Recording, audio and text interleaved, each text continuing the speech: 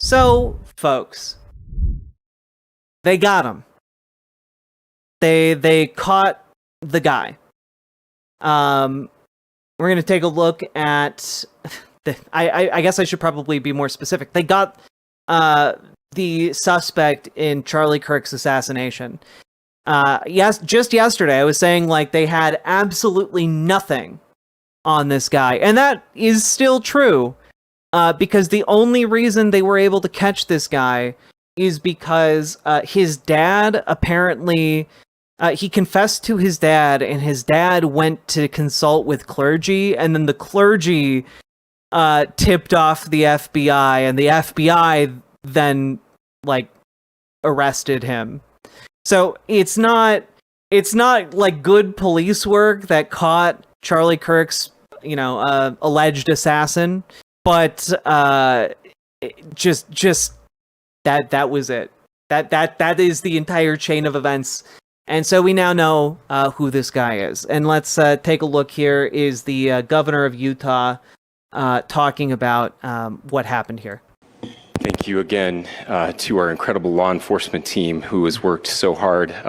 Sheriff, I got a solid 90 minutes last night, so I'm probably the most well-rested person up here. Ladies and gentlemen, I get the microphone, so I hope you'll permit me a moment just to share a few more thoughts about where we are and how we got here. Wait, is that normal for clergy? I guess you can confide in them with that specific.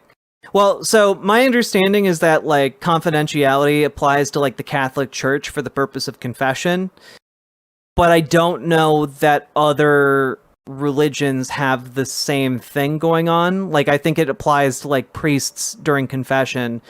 I don't know that it applies with Mormons. I don't know that that is a normal aspect that they are bound to. So, and maybe a little bit of where we go from here. I don't want to get too preachy, but I think it's important that we, with eyes wide open, understand what's happening in our country today. I've heard people say, "Well, why are we so invested in this?" Is he Mormon? Yes. Violence happening all across our country, and violence is tragic everywhere. And every life taken is a child of God who deserves our love and respect and dignity. Yeah, the audio in this is screwy. It's only coming in the left side. Nothing I can do about that. This is certainly about the tragic death, assassination, political assassination. Wait, did I just miss the part? I've heard people say, "Well, why are we so invested in this?" There's violence happening all across our country, including Mormons, and violence is fighting like mad to not turn in PDF files when they do religious consultation. But if someone kills Charlie Kirk, string him up. I mean, yeah, yes. Tragic everywhere, and every life taken is a child of God who deserves our love and respect and dignity.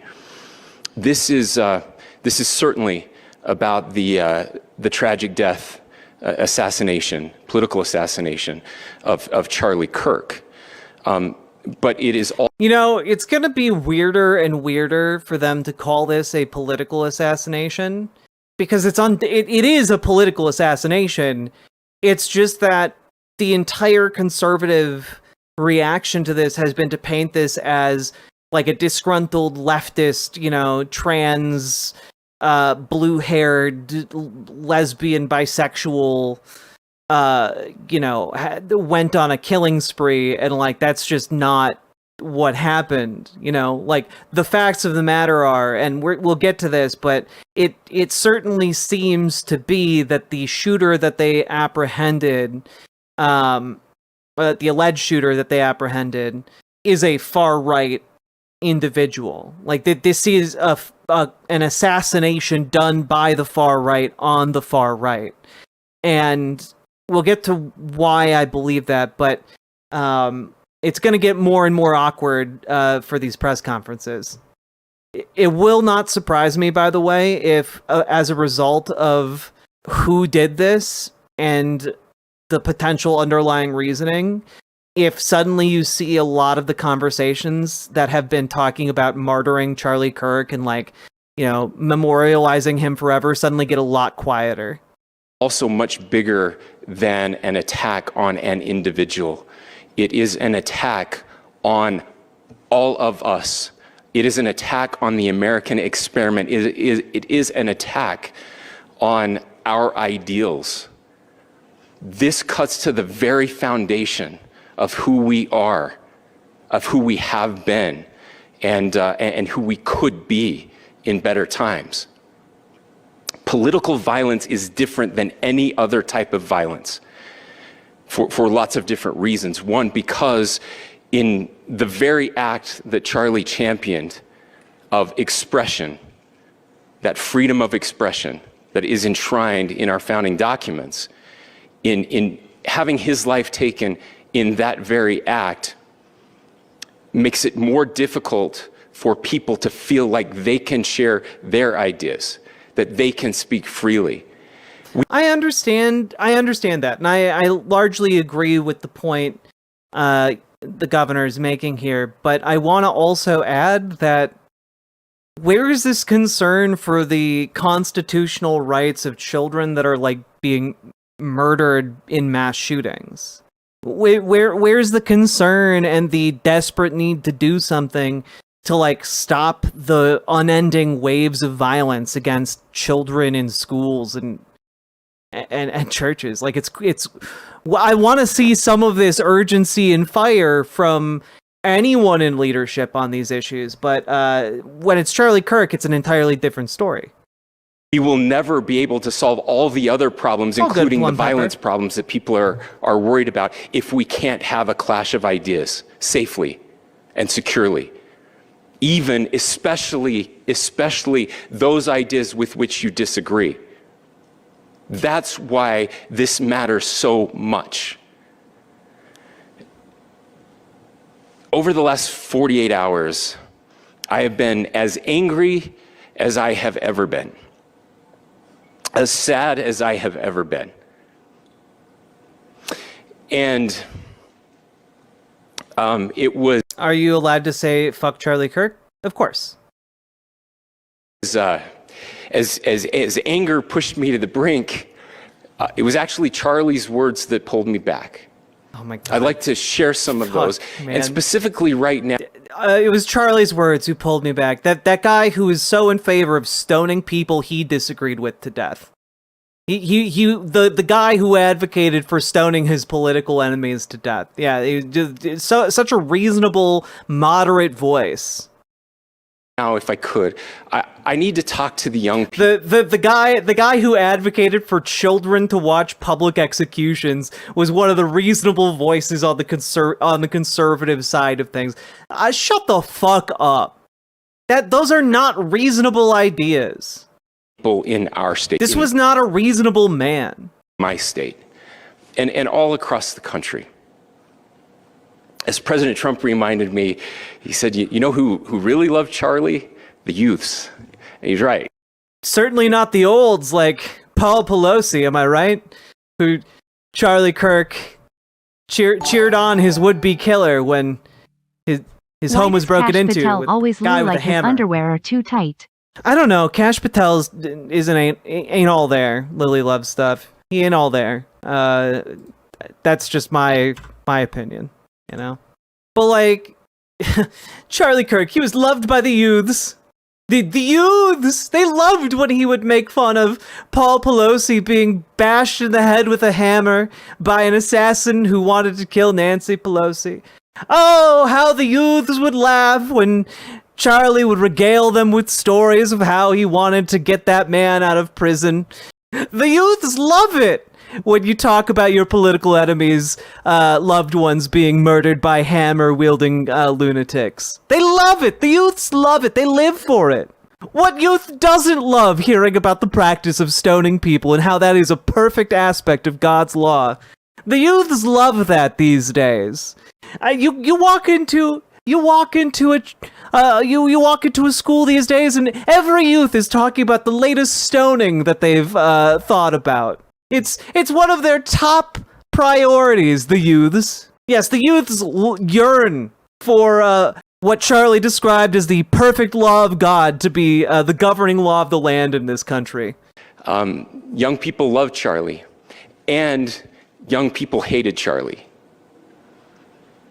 And Charlie went into those places anyway. And these are the words that have helped me. Charlie said, when people stop talking, that's when you get violence. He said, the weak can never forgive. Forgiveness is the attribute of the strong. The only way out of the labyrinth of suffering is to forgive. Welcome without judgment, love without condition, forgive without limit. Those are all values that Charlie Kirk never once embodied. Never once. When it came to people that he hated en masse, he never once embodied those values that he professed. When it came to LGBTQ people, he pursued every avenue to excommunicate us from public life. When it came to, people who adhere to Islam, he wanted to, expel them from the country en masse. I'm sorry, you can't talk about forgiveness and love and compassion when you are advocating for the might of the state to eliminate entire groups of people by force. You can't do that. It's antithetical to your beliefs. Which is one of the reasons I know that Charlie Kirk was a charlatan. He was a flim-flam man who jingled keys in the eyes of every single goddamn conservative evangelical in this country and made them dance to his tune. He said, always forgive your enemies. Nothing annoys them so much. A few months ago, well, keep in mind, Diraku, that this man is also a conservative Republican. He agrees with Charlie Kirk. A lot of the people who are eulogizing Charlie Kirk agree with Charlie Kirk. And, I think it's a revealing moment. We'll talk about that in another segment tonight, but that's kind of where we're at right now. This last night, Charlie posted to social media, when things are moving very fast and people are losing their minds, it's important to stay grounded. Turn off your phone, read scripture, spend time with friends, and remember, internet fury is not real life. It's going to be okay. He again said, when you stop having a human connection with someone you disagree with, it becomes a lot easier to commit violence. He said, what we as a culture have to get back to is being able to have a reasonable agreement, where violence is not an option. And you know what? I agree with that. I think it is a terrible sign of the times that our ability to have peaceful civil discourse has completely and utterly broken down. But understand, Charlie Kirk played a role in that. You can't have peaceful discourse with someone who doesn't think you deserve basic human rights. That isn't something you can have peaceful discourse on. Oh, do you deserve to be treated like everyone else? Are you as human as I am is not a valid political debate when you're talking about hinging rights on someone being more or less human than another person. Charlie Kirk was a paid propagandist, and the valorizing him as a free speech warrior when he was literally paid by incredibly wealthy benefactors to do what he did, I'm sorry. None of what he did was in a vacuum. It was done in the open by the very same people who pay massive amounts of money to get folks like the governor of Utah elected. The same people who propped up Charlie Kirk's entire career are the same people lobby to get sewage put into your water supply, or, lead into your water supply, as the case might be, or whatever industrial runoff you want to imagine into your water supply, or your air supply, or your building materials, or what have you. These are the same people arguing that he was just a small bean who showed up to college campuses and wanted honest discourse. I'm sorry, people do want honest discourse, but about things that are up for debate. And the fundamental humanity of people is not up for debate in my mind. Maybe others feel differently, but my answer to their desire to debate the inherent humanity of another person is fuck off. And I think that is the only correct response to people like that. Forgiving your enemies just to spite them is the opposite of what Jesus was saying in that verse. He only ever used the Bible to benefit himself. I mean, that is true, Nami Sunrider. Thank you for the $5 super chat. Let's keep going. About halfway through this. Now, again, to my young friends out there, you are inheriting a country where politics feels like rage. It feels like rage is the only option. But through those words, we... Alt King NATO, I neither celebrate nor mourn his death. I have a sober view of the man, and I feel the impulse to do neither of those things. I have an 1.5 hour long video if you want a far more in-depth, breakdown of what I think about the entire situation. It's on my channel. You can go check that out if you want a more in-depth answer. Have a reminder that we can choose a different path. Your generation has an opportunity to build a culture that is very different than what we are suffering through right now. Not by pretending differences don't matter, but by embracing our differences and having those hard conversations. Well, the thing is, it's not that I feel ambivalent. I don't see it as cause for celebration, and I certainly don't see it as cause for mourning. I owe no one my sorrow, for sure. But I don't see this as cause for celebration. I think this is a sign of dark times ahead for all of us. I think we need more moral clarity right now. I hear all the time that words are violence. Words are not violence. Violence is violence. And there is one person responsible for what happened here. And that person is now in custody and will be charged soon and will be held accountable. And yet all of us have an opportunity right now to do something different. I want to thank my fellow Utahns. This bad stuff happens. For 33 hours, I was praying that if this had to happen here, that it wouldn't be one of us. That somebody drove from another state, somebody came from another country. Sadly, that prayer was not answered the way I had hoped for, just because I thought it would make it easier on us if we could just say, hey, we don't do that here. So that's a really revealing thing to say. Like, I was really hoping that this would be someone who'd be a lot easier to be angry at and a lot easier to turn into a political pariah, but oh no, he's one of us. Why couldn't it have been a brown person from another country? Why couldn't it have been, one of the bad people from out of state? Why couldn't it have been like someone easier to demonize, like a trans person or a leftist? That's what he's saying here, guys. That kind of undercuts the entire speech before his point, doesn't it? I just really wanted it to be easier for me to demonize this person, and now it's going to complicate everything. It's so inconvenient.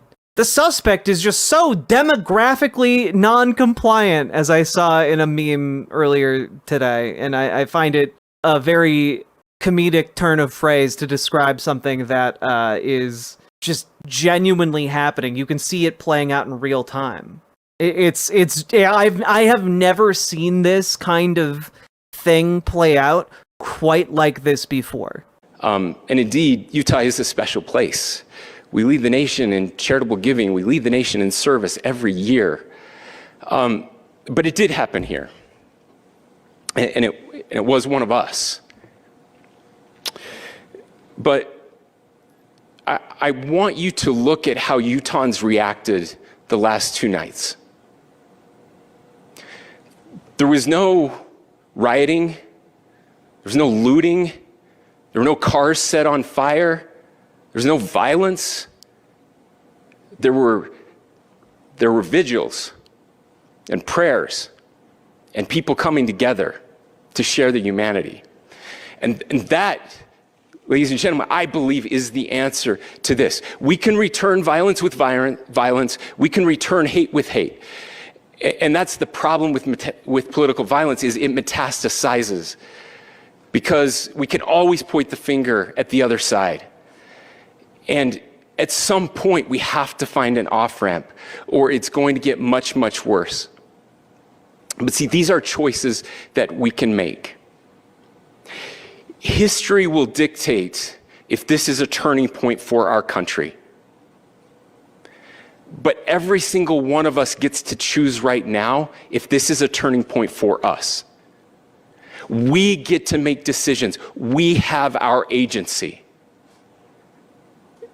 And I desperately call on every American, Republican, Democrat, liberal, progressive, conservative, MAGA, all of us to please, please, please follow what Charlie taught me. I'll just conclude with words I share often from a friend and author, Yuval Levin, who was asked if he was optimistic about our country. And he said, I'm not optimistic. He said, I hate optimism. Like, that sounds bad. But he said, optimism is a vice. It's this idea that good things are just going to happen. And he said, in the history of the world, good things have never just happened. He says, I'm not optimistic, but I am hopeful. And hope is the virtue that sits between the vices of optimism and pessimism. Hope is the idea that good things are going to happen because we can make them so. I still believe in our country. And I know Charlie Kirk believed in our country. I still believe that there is more good among us than evil. And I still believe that we can change the course of history. I'm hopeful because Americans can make it so. Ladies and gentlemen, we're happy to answer any questions you might have. Yeah, so obviously very emotional stuff happening here. We can still be great, guys. But understand, the very important aspect of his speech was right there towards the end in the middle, about how we were really hoping it was not one of ours. In context, maybe he's talking about the state of Utah, but also keep in mind that the state of Utah hasn't voted for a Democratic, president since 1964. It is a deeply Republican state. I think that plays some role when he says, we were hoping the shooter wasn't one of us. We were hoping the shooter wasn't one of us. And, we now know a lot more details about the shooter, or the suspected shooter who's in custody, and the shooting itself. So when we dive into it, here is a post from The Verge that did a good job actually talking about what was happening. Now, yesterday, I need to issue a correction. While the Wall Street Journal backtracked the reporting on engravings on the bullets, there do, in fact, appear to have been engravings on the bullets, and they're a lot weirder than I had assumed. So I got that aspect of the story wrong, but it's all incomprehensible online gibberish that is consistent with that of someone who has been radicalized on sites like 4chan among members of the far right, as well as audiences like Nick Fuentes or Laura Loomer. Yeah, Charlie Kirk's alleged killers scratched bullets with a Helldivers combo and a furry sex meme. Tyler Robinson is the name of the man they have in custody. And the bullets were etched with "Notice his bulges. Oh, whoa, what's this? Hey, fascist, catch. Up arrow symbol, right arrow, down 3 arrow symbols.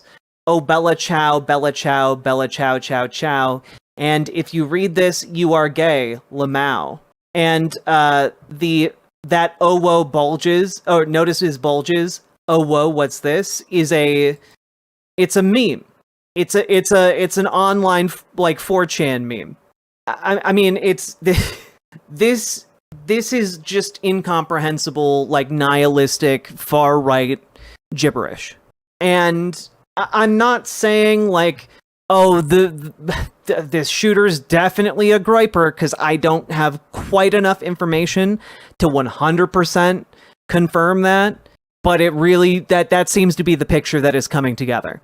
When we're talking about Bella Ciao, wait, isn't Bella Ciao an anti-fascist meme? Well, it is.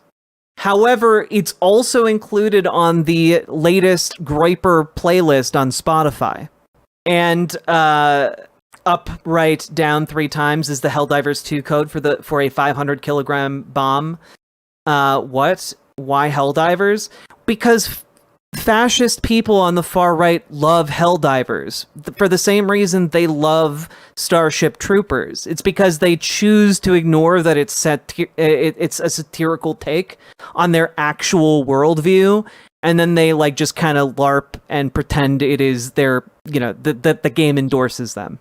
It's one of those things where, like, these kids would be really angry if they could read type situations.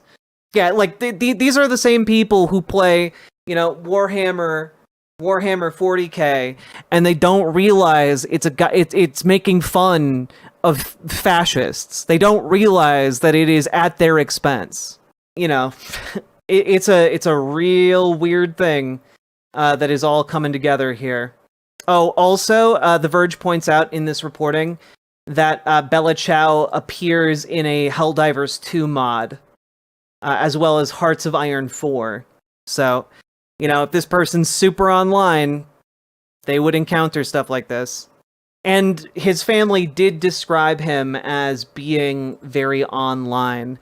And in case you're a little bit, like, on the fence, and I'm still not willing to confirm this 100%, but when 4chan saw who the shooter was, and I mentioned yesterday that they were trying to frame someone as the shooter. They were, of course, incorrect on that one. But today, groyper confirmed. Nick is so fucked, it's unreal. Nick meaning Nick Fuentes, the caustic online personality who created this specific kind of community with his content. And yeah, I mean, they're noticing their own, I guess. And it's not subtle. So, is he our guy?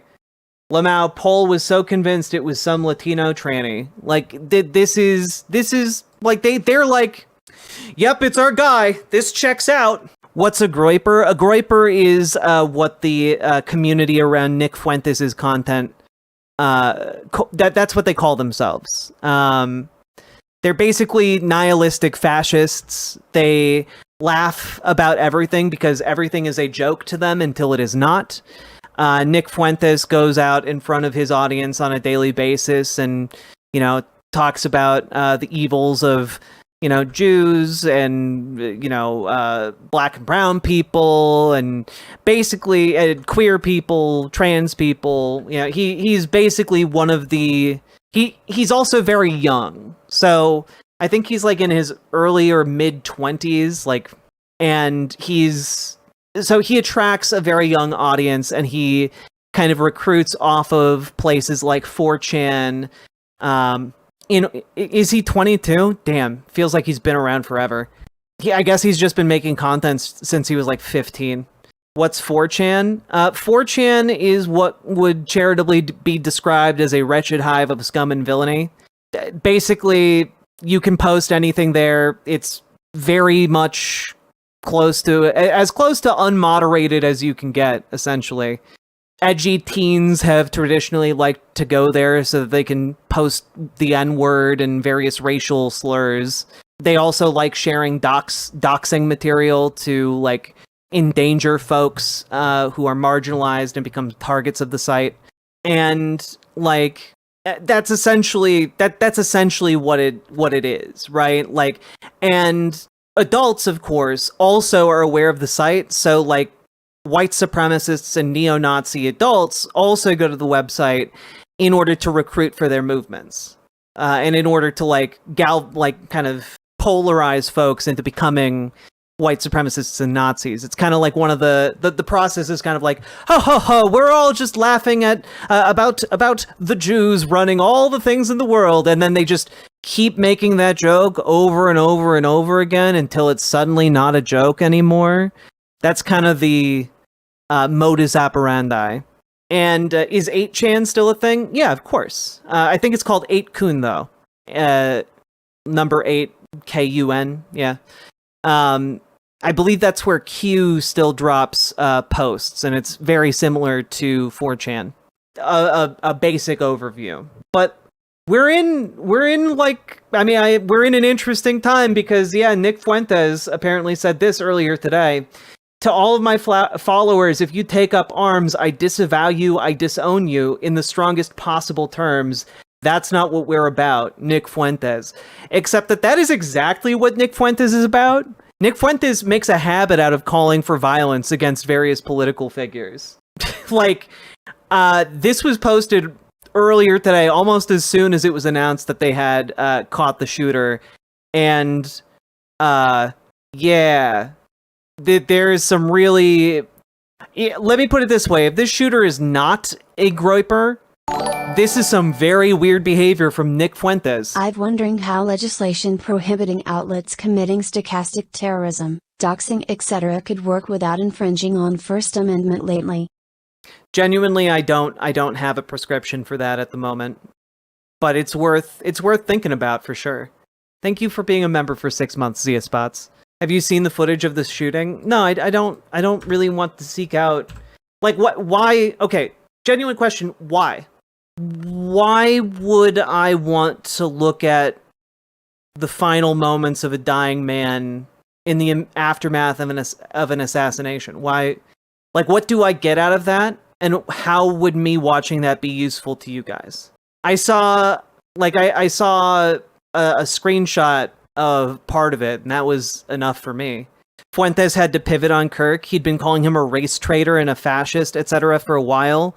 Also, Loomer's rant about Kirk the last weekend. Oh, we'll talk about that, Vixen, for sure. I just don't know that watching that adds anything to my life outside of, oh great, I've seen another act of horrific violence. I don't need to do that. If I want to watch horrific violence that's more fun, I'll watch a horror movie. At least that has the virtue of not being actual pain and suffering. And what you're now seeing though is some of the wildest pivoting on this that I've ever seen in my life. So a really kind of a case study in this is what we're seeing from Elon Musk. Elon Musk has been on a rage tear about this assassination since the moment it happened, and he's just been posting like a mad lad. And now that the shooter has been, or the alleged shooter has been caught and taken into custody, and it turns out he's likely one of the far right's guys, anything that he can get his hands on, Elon Musk is trying to amplify. So here's a post he reposted on X, the Everything app. And Basil the Great, just some guy, Charlie Kirk killer active in Antifa. It has been revealed that Tyler Robinson was heavily involved in the Antifa movement and was active on their Discord servers. Antifa must be proscribed as a terrorist organization. For too long, they've been allowed to destroy lives. And it's just like, citation needed, actually. I have seen no proof of this whatsoever. I haven't seen any proof of this. Yeah, the source is that I made it the fuck up. All of those organized Antifa discords, the very organized anti-fascist Discord movement. You're all familiar with those. I refuse to believe a Mormon 22-year-old white guy whose father was a police officer is a leftist in Utah. Wait, because he was wearing black? Yeah, that is the last thing I wanted to point out here. The reason they chose this photograph is because he's wearing a black shirt. See, he's Antifa. He's wearing black. going to a goth club. Oh my god, it's an Antifa club. Look at all of these Antifa super soldiers. If you've ever lusted after a big titty goth girlfriend, well, turns out that big titty goth girlfriend was actually an Antifa super soldier. Location compromised. Abort. God, it's truly pathetic attempts at deflection. There's nothing backing up any of these. And we do have to talk about the fact that, well, Laura Loomer has been going absolutely nuts lately as well. As someone in chat earlier pointed out, she was calling Charlie Kirk a race traitor and like someone who needed to be like taken out of the movement. And these thoughts were also echoed and amplified by Nick Fuentes. You know, both of them kind of orbit the same area. And I mean, one of the case studies I wanted to point out here is that how long ago was this? This was last month. She went after Captain Flo Groberg, who won a Medal of Honor for his service because he tackled a suicide bomber and saved lives. And this is what Laura Loomer had to say about this man who, again, I want to really emphasize this, tackled a suicide bomber.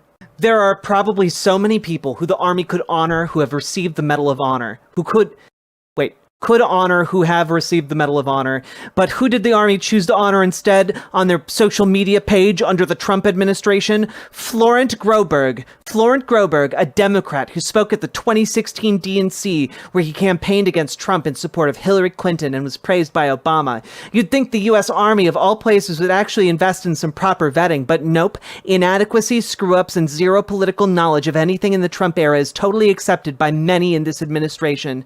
Under Army Secretary Dan Driscoll, there have been several instances of either him or the Army promoting anti-Trump leftists on their official social media channels. Remember the Vindman screw-up? Are we supposed to believe the Army couldn't find a Republican and U.S.-born soldier? They had to find an immigrant who voted for Hillary Clinton and spoke at the DNC as Obama's guest? And again, this was a man who tackled a suicide bomber to save other troops.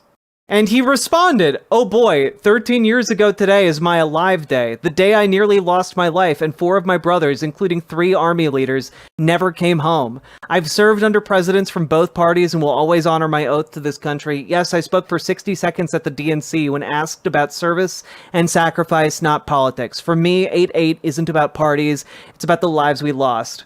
Thank you for your service. It is truly appreciated, but your comments are ignorant. I've seen your speech from the DNC. You said Hillary Clinton would make our country safer and that she would defeat ISIS.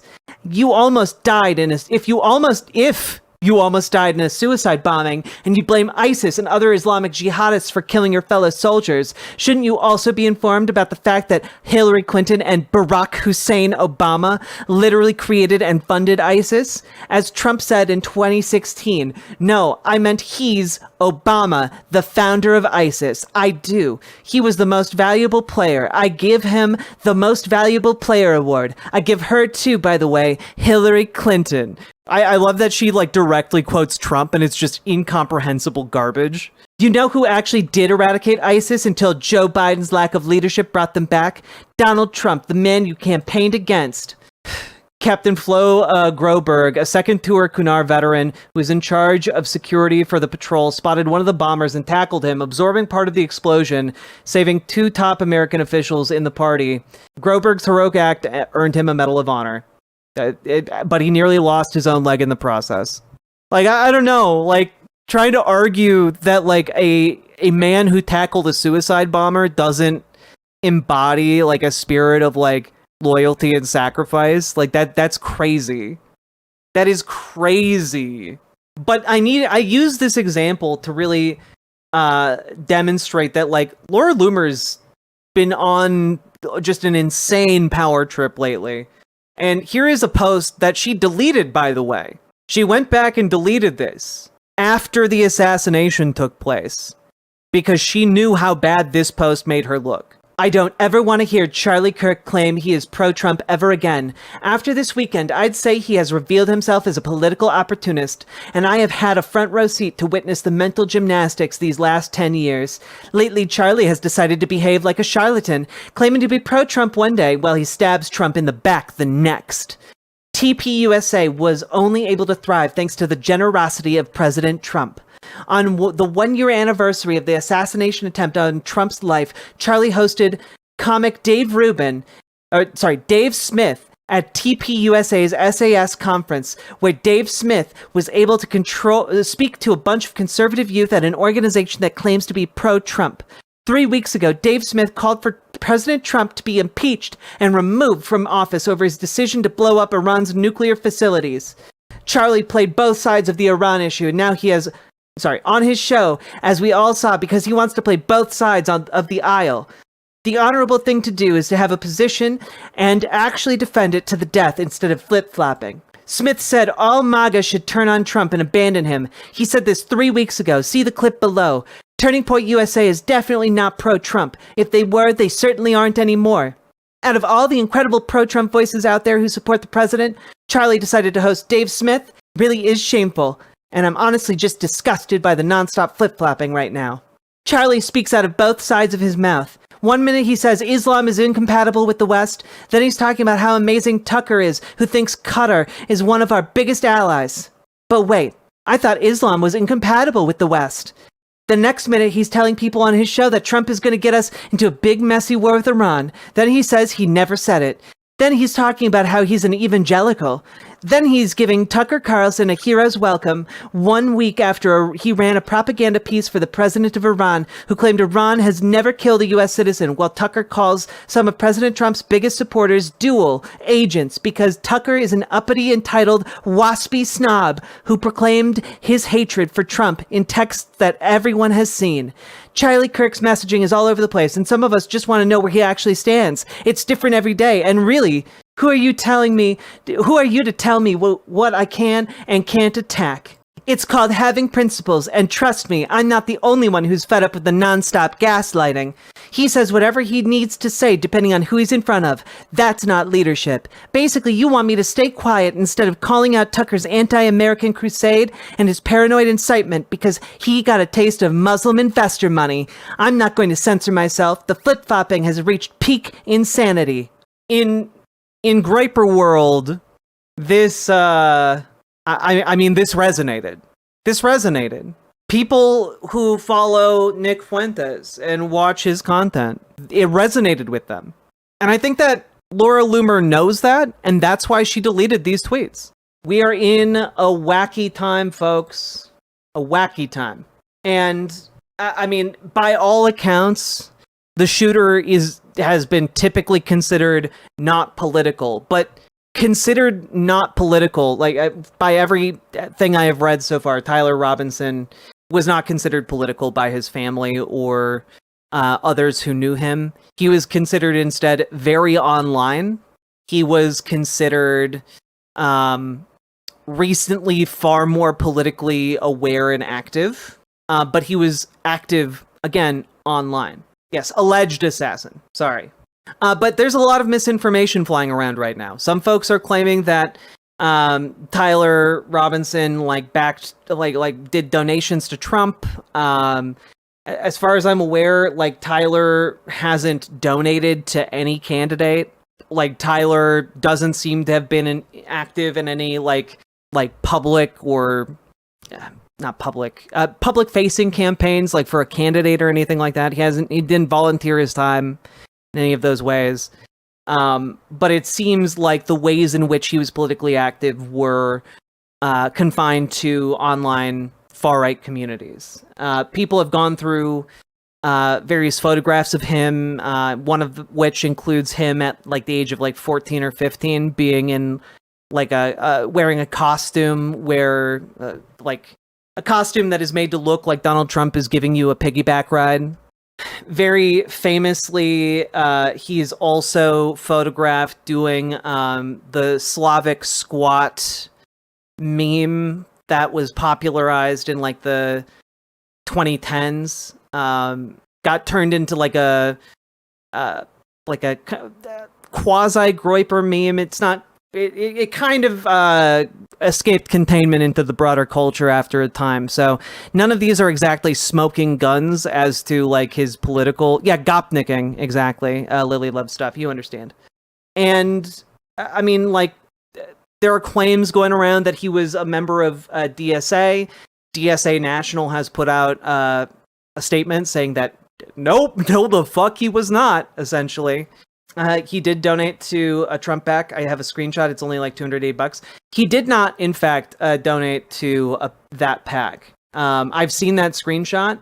That refers to a Tyler Robinson that lives in the same area code, but it is not the same Tyler Robinson. There are two Tyler Robinsons that live in that area code. The one who did the donation is not him. So there, again, a lot of misinformation is going around. A lot of people are jumping to conclusions, but it's not substantiated quite enough. Yeah, people were going around online trying to claim that a member of DSA was the shooter. They used a picture of like one of the chapter heads in a DSA shirt to claim that, oh, look, it's him, and it's not the same guy at all. Also, there is no voting record for Tyler Robinson. He didn't vote the last couple of elections when he was able to. And on one of the other theories that is currently flying around is that he went to college. Tyler Robinson is 22. That he went to college and got radicalized.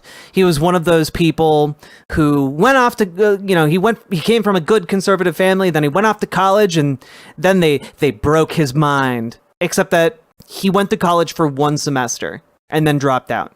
That doesn't really hold water. They are desperate right now. It's just not backed up by any of this. There's also claims of a quote from Tyler Robinson about Kirk was full of hate and spreading hate. That quote seems to have come from not Tyler Robinson himself, but from one of his family members who was interviewed. So there are a number of things that are circulating right now that are just not substantiated, or are misinterpretations of things that might seem at first blush to be true. So I want to caution folks from jumping to too many conclusions here. That being said, one thing that is absolutely verifiable is that he came from a family that was very, very gun-oriented. I mean, like, we're talking like children holding guns as big as they are oriented, you know? And it seems to me like maybe there is some kind of connection here between far-right online radicalization and an extreme adherence to guns being readily available. Seems like there's some kind of relationship there. And it's just... Oh, yeah, here's the... I'm trying to crop out the names of his family because I feel like that is unnecessary. But here's the picture of him doing the Gopnik squat. I don't know if that's terribly interesting to anyone. Oh, and here you go. Like, it's a reference to this meme. So, I guess where I'm at here is that if people are looking at this and the memes being carved on the bullets instantly tip off the entire groyper community, and they're like, oh shit, it's one of our guys. Oh, and Nick Fuentes immediately shuts down and like says, oh, guys, violence isn't what we're about, ha ha ha. And Laura Loomer is deleting her tweets. I would say that this does not look like a leftist. At the very least, I am willing to say this guy is not a leftist. And to me, if I had to put money on it, I would say that this guy was a far-right groyper, radicalized by folks like Nick Fuentes against Charlie Kirk. And it's, I think this is a situation where we have someone who was essentially a fascistic nihilist who believed, kind of kind of like a lot of mass shooters, that like nothing really matters, it's all just a joke. And also, I'm gonna play some team sports because this guy that we thought was on our side turned out not to be on our side. I like people in these communities feel like like they push each other. They push each other to perform acts of bigotry and violence in their real lives. That's kind of what these communities are all about. It's nudging one another until one of them actually does something. Could be that this comes from like a very warped sense of justice. Could be that this comes from like just a burning hatred of the fact that Charlie Kirk has sold out in order to kowtow to foreign Islamic money. Like that's how these people think, right? They look at this and they're like, Charlie Kirk, you are capitulating to the Jewish cabal that runs the world. Charlie Kirk, you are capitulating to the Muslim investors in Qatar. And like this is all just to them team sports, and they view this, when they buy all of this garbage, hook, line, and sinker, all of this conspiratorial nonsense, they start thinking about it in terms of he has betrayed our race. He has betrayed our truth, and he has become a liability that must be removed. This is, I'm simplifying here, but like, I think that this is all very interesting. And yes, Laura Loomer did delete her tweet on Wednesday, Amber Brains, and I think she does want to just not look bad, but also she occupies the same spaces that Nick Fuentes does, and he's putting out his statement against nonviolence today. The fact that like Laura Loomer was railing against Charlie Kirk for a while now, and I have some unconfirmed reports that the shooter may have followed Laura Loomer. Again, unconfirmed. I mean, this seems... this is just how I see it. This is far right on far right violence. Because to the far right, Charlie Kirk seemed like a moderate. Charlie Kirk is a far right fascist, but like, or was a far right fascist, but like to these people in like the Nick Fuentes community, they view themselves as farther right and truly fascistic. They view themselves as like, real America. Typical right on right violence. Where are the dads? Good question. And this is going to be very inconvenient for the conservative movement going forward, if it turns out that the conservative movement actually cares about any of the facts surrounding this shooter. Now, my hunch is that they are going to suddenly get real quiet about this guy and real quiet about this case and try and move on.